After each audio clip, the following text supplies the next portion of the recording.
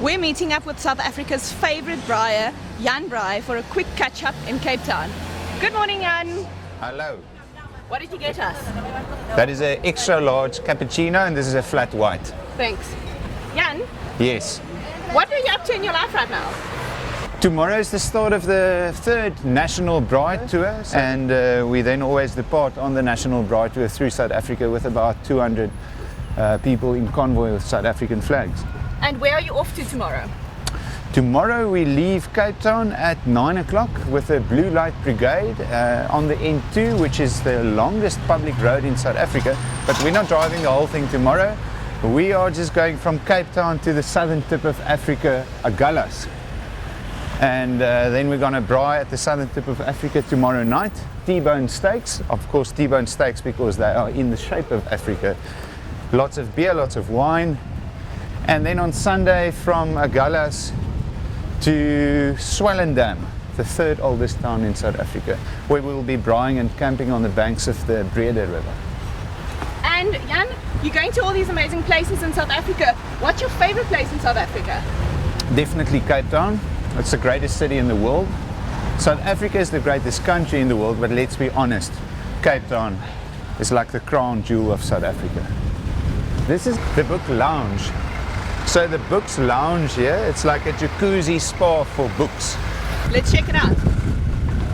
This is of course a book couch, that's where the books sit, the old books. And then the young books, they run around everywhere.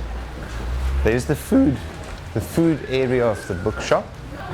We heard rumors that the greatest braai book in the world, the Democratic Republic of Braai, it's my book, it's here, it's my third book. My favorite recipe in this book is the first one. It's called Heritage T-bone steak with a pinotage sauce.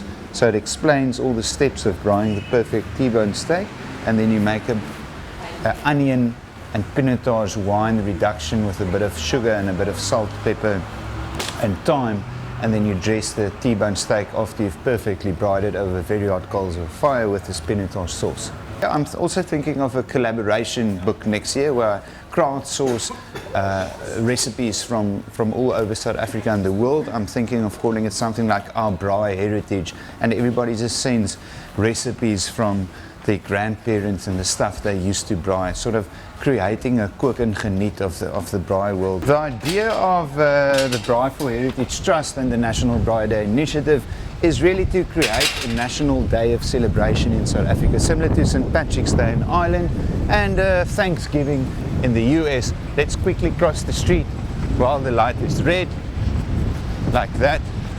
Red is obviously a good color because coals need to be red when you braai as well. So National Braai Day 24 September, it's really about the whole nation uniting around fires. This is the Kimberley Hotel. Kimberley is also a town in the northern Cape of South Africa, where the big hole is where they dug all the diamonds. Let's get a beer, Jan. Hier vir die bier. Ooh. Jan, did you initially expect your Heritage Braai to go off as well as it did? Absolutely. Hey, kyk wat kom hier aan. So the vision, thanks. Thank you. The vision of National Braai Day and the National Braai Tour is to unite 50 million South Africans around fires. So yes, I'm obviously pleasantly surprised by how quickly all of this happened, but very much it was always the vision to have it become this big. And people are referring to National Heritage Day as National Braai Day. How do you feel about this? Chuffed and excited. I think we need to make it clear that the name of the public holiday on 24 September is National Heritage Day. National Braai Day is an initiative that calls on all South Africans to unite around fires on National Heritage Day. Cool, and what will you be doing on National Heritage Day? I will be braaiing with my friends and family. So for the first sort of decade of the National Braai Day initiative, I used to always run around the country on the day, but now I feel I need to start leading by example and doing what everybody else should be doing, and that's just braaiing with friends and family. Jan, we're sitting in one of the oldest pubs in Cape Town. Where is one of your other favorite places to get a beer? Also like Perseverance, Percy's, the oldest pub in South Africa, and then also like the Fireman's Arms, which is also one of the 6 oldest pubs in South Africa. I also like the Akker in Stellenbosch. Then there's one, the name escapes me, in Paul, a very old one. There's the Hoek Hotel, very old, the Pig and Whistle in Bathurst. There's the Star of the West in Kimberley. So it's always nicer to quench your thirst at one of these really old 300-year-old pubs. And tell me, you were in the UK last year. What was that like? I try and travel internationally often, both in terms of research to other national days of celebration, like say Bastille Day or St. Patrick's Day or King's Day in the Netherlands.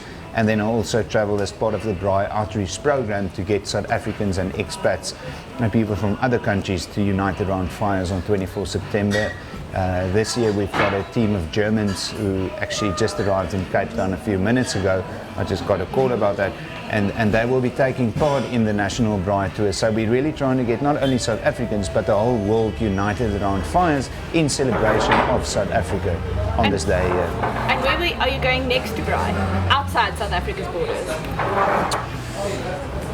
I have no idea. Probably some summer destination like Mauritius or Seychelles or Maldives, somewhere where you can buy fresh fish and drink a cocktail on a beach. Would you ever leave South Africa for good? For good? No, not for better nor for worse. South Africa is the greatest place on earth. I think it adds a lot of value to our society when people travel, because you come back with fresh ideas and perspectives, and you miss home when you're gone. So I'm very pro guys leaving for a few years in their early 20s to go and gain some experience wherever you go, but you need to come back. You can't leave for good. That's just a silly idea, and then you end up living in a country where people braai with gas. What is your dream for South Africa, Jan? Where do you see this country going? I see this country, I think the wheel has turned. We're on the up.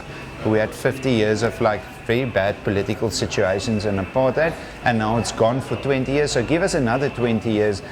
We've got cheap meat, lots of meat, great quality meat. We've got lots of braai dry wood. We've got blue skies. We've got fantastic wine and beer. We've got brandy, gin.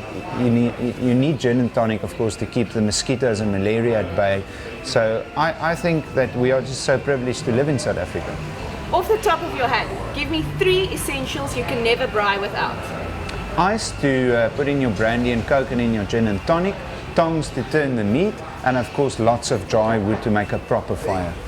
Jan, what are your plans going forward after this Braai tour?